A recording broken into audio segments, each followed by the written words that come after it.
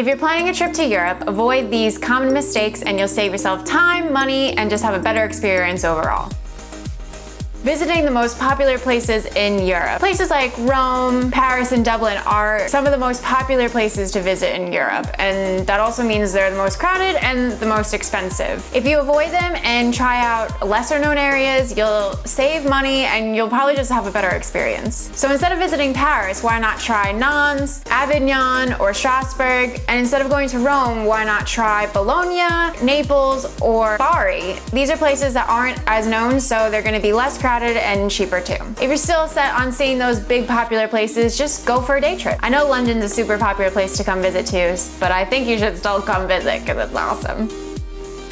Seeing too many places in too little time. This is the one that drives me crazy. How can you expect to really experience a place if you're only there for a day and a half? I know you have a limited time in Europe, but opt for slow travel. Stay at least 3 days in each place that you go to, and you'll be able to experience it a lot better. You can always take a day trip if you get bored of that one place, and by traveling to less places, you'll save money on transportation.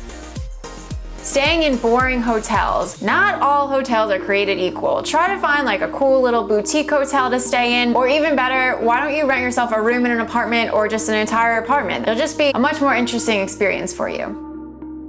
Planning too much of your trip before you even get to Europe. I'm all for having some kind of plan in place when you travel, but having everything super structured before you even arrive to Europe means that you could miss out on some really great opportunities to do something spontaneously. You'll really regret that. It also means if you really like someplace and you would like to stay a little bit longer, you don't really have that option because you already have everything planned out and you'll lose out on a lot of money. So the less that you can bear to plan, the better that your trip's gonna be.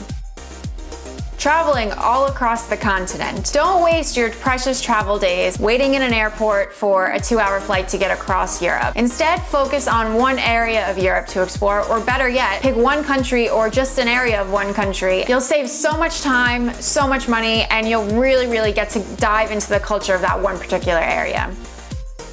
Choosing the wrong travel buddies. I'm throwing this one in because it's a mistake that I made with a Eurotrip once. You want to make sure whoever you're traveling with, you are on the same page when it comes to your travel style. So the 3 key things you should agree on are: 1, how much you're going to spend on your trip; 2, how much you want to do and see. So would you rather just go explore and walk around, or do you want to be a total tourist and see all the sights? And 3, how much you want to do at night. Do you want to go to the clubs, or would you rather just have a glass of wine at a restaurant and call it a night? If you're on the same page with those 3 things, you've probably found yourself a pretty good travel buddy. Being afraid to travel on your own. So whether it's that you can't find someone to come with you on your Euro trip, or you and your travel buddies aren't quite working out like you expected, don't be afraid to go and just do something on your own. Europe is super safe as long as you're smart, just like you would be back at home. So solo travelers do really well there, and you're bound to meet tons of other people who are doing the same thing as you. So don't be afraid to travel on your own.